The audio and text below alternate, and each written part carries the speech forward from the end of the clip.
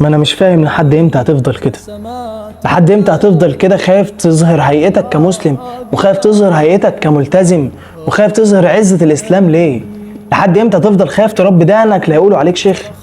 لحد امتى بجد هتفضل خايف تمسك المصحف في المواصلات ولا في الطريق لا يقولوا عليك شيخ؟ ما ممكن يا جدع واحد يفتكر الورد بتاعه ويقرأ القرآن بسببك، ممكن واحد يفتكر الذكر بتاعه ويقرأ ويذكر ربنا سبحانه وتعالى بسببك، وتكون انت السبب في ان هو يتذكر.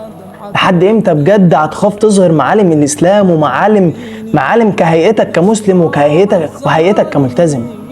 لحد امتى هتشوف صاحبك وهو بيكلم البنات وعمال يخوض في اعراض كتير وتقول له حرام؟ لحد امتى هتشوف صاحبك وهو عمال ينم مع الفلاني ويتكلم في عرض فلانيه وتخاف تقول له ان انت بتعمله ده نميمه وحرام؟ لحد امتى بجد هتخاف تقول على الحرام حرام وتقول على المنكر منكر وتنكره؟ خايف من ايه؟ خايف لا يقولوا عليك شيخ؟ ما يقولوا، وبعد ما يقولوا ايه اللي هيحصل؟ ايه يعني لما يقولوا عليك شيخ وحد يتمنى ان هو يكون شيخ؟ شايف صاحبك وهو بيشرب سجاير وبيشرب مخدرات وبيشرب، انت بتصاحبه ليه اصلا؟ وما علينا من انك تصاحبه، ما بتخاف ليه انك تقول له اللي انت بتعمله ده حرام؟ خايف تقول له السجاير حرام وهو ما خافش وهو بيشرب سجاير مع انه عارف ان هي حرام؟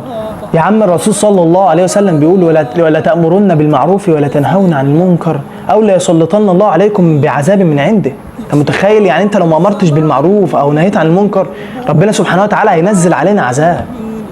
وانت لحد امتى مكسوفه؟ لحد امتى مكسوفه تلبسي الخمار عشان ما يقولوش عليك شيخ؟ لحد امتى مكسوفه تاخدي خطوه النقاب؟ لحد امتى مكسوفه ان انت تظهري معالم الاسلام ومعالم الالتزام عندك؟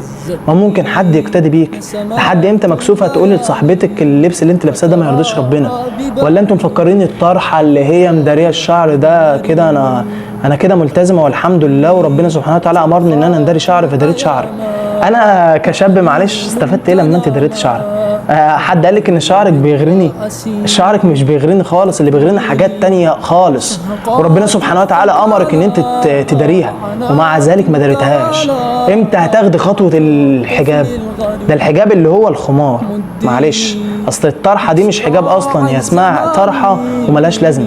انت لو عريت شعرك زي داريتيه ملوش لازمة. ربنا سبحانه وتعالى قال وليضربن بخمرهن على جيوبهن، جيوبهن دي الجيوب. وانا شايف ان الطرحه الموضه جديده لحد اهو، دي مش طرحه. لحد امتى برضه هتشوف صاحبتك وهي عماله تكلم شباب ده والشاب ده والشاب ده وخايفه تقولي لها اللي انت بتعمله ده حرام؟ خايفه تقولي لها اللي انت بتعمله ده معصيه وممكن ربنا سبحانه وتعالى ياخدك وانت بتعملي المعصيه دي؟ خايفه تقولي لها جسمك ده لو ما داريتهوش النار هتبقى اولى بيه ليه؟ خايفه تأمروا بالمعروف وتنهى عن المنكر ليه؟ هيقولوا عليك الشيخ ما يقولوا، وبعد ما يقولوا يعني انت خسرت ايه؟ اظهروا عزة الاسلام وامروا بالمعروف وانهوا عن المنكر زي ما هم بيأمروا بالمنكر وبينهوا عن المعروف. زي ما انت شايفه صاحبتك طالعه عماله تكلم شباب علني وبتتفاخر ان هي بتكلم شباب، لا تفاخري برضو ان انت بتأمروا بالمعروف وتفاخري ان انت بتنهى عن المنكر. الزمن اتقلب. زي ما انت شايف صاحبك ماشي ماسك السيجاره وعمال مش همه اي حد وعمال بيجاهر بالمعصيه، لا انت كمان جاهر بالطاعه وقول له كده في وشه اللي انت بتعمله ده حرام. اتق الله، قول له اتق الله وعلي صوتك كده قول له اتق الله، وربنا سبحانه وتعالى هيضع فيك القبول وممكن واحد يهتدي بيك. على الاقل لو محدش اهتدى هيبقى انت عملت اللي عليك، هيبقى انت خلصت نفسك من ربنا سبحانه وتعالى. ما تنكسفوش تظهروا عزة الاسلام فيكم وفي لبسكم وفي هيئتكم وفي مظهركم الخارجي.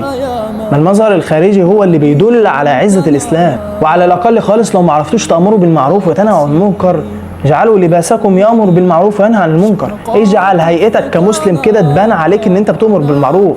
رب لحيتك، ممكن واحد مكسوف يربي لحيته يشوفك فيربي لحيته. البس على السنة، ممكن واحد يشوفك ويلبس على السنة. كلم كل كلام طيب، ممكن واحد يشوفك ويقتدي بيك. على الأقل لو معرفتش تأمر بالمعروف بلسانك أمر بالمعروف بهيئتك وبس كده. ما تنساش تصلي على النبي. سلام.